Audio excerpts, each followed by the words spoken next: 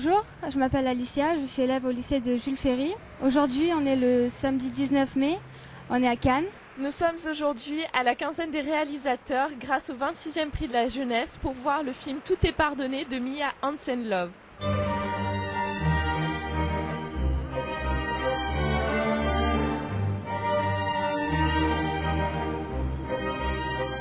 L'histoire débute à Vienne où Victor et Annette, avec leur fille Pamela, rencontrent des problèmes de couple. Victor sombre dans l'alcool, puis dans la drogue. Annette, très éprise de Victor, lui fait une confiance aveugle. Mais lors d'une overdose d'un des personnages proches de Victor, Annette et Victor se séparent. Et 11 ans après, Pamela apprend que son père habite pas loin de chez elle et elle décide de le revoir.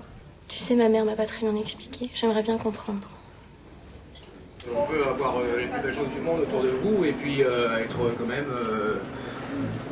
susceptible d'aller avoir des penchants ou je sais pas. Bon là il est effectivement sa fille, c'est ce qu'il y a certainement de plus beau, mais bon, bah, ça n'empêche pas d'aller un peu à la dérive, d'aller voir ailleurs. Bon, il tombe amoureux d'une jeune fille qui est junkie. Comme dans la vie, il y a souvent des gens qu'on ne comprend pas pourquoi ils se détruisent ou pourquoi ils n'arrivent pas à être heureux et on se demande pourquoi, et c'est aussi justement cette question qui a traversé le film. Bon bah quand on a un proche qui... Enfin là, ici son père dans la drogue, c'est pas facile, donc du coup voilà, ça crée plein de problèmes, et c'est vrai que je pense que en vrai, ça réagit vraiment comme ça, et que c'est pas facile. Alors, la réal a décidé de faire des gros plans pour pouvoir voir les émotions des acteurs.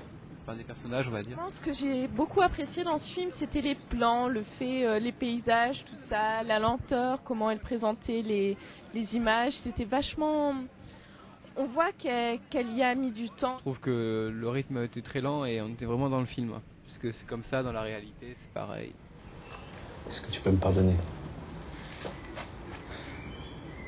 Pamela avec le père, il y a quelque chose, mais on dirait qu'avec la mère, il y a une cassure ou peut-être pas cette complicité par rapport au fait que ce soit la fille de son premier mari, donc de Victor, et que il y a eu cette cassure entre les parents. Dans le film, on voit bien que quand on voit la troisième partie où il y a Pamela, la mère n'est pas du tout là, quoi. Et puis ce film, il a beaucoup plu à tout le monde parce qu'à la fin, quand il s'est terminé, tout le monde a applaudi. On a entendu les gens qui critiquaient en bien. La conférence de presse s'est très bien passée. Et puis c'était un plaisir de les voir et c'était un moment très émouvant. Une photo.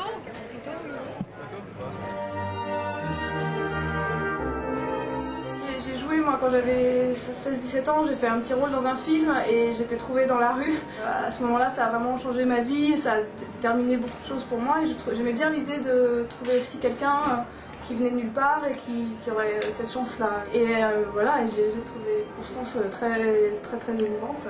Ça arrive pas vraiment tous les jours et j'étais très contente mais très étonnée. Je pensais pas du tout un jour faire du cinéma, enfin ça m'intéressait pas vraiment, ça m'a ouverte. Pour une jeune réalisatrice, je trouve que c'est un très bon film. Parce qu'elle était bien montée, je trouve, elle était très bien faite.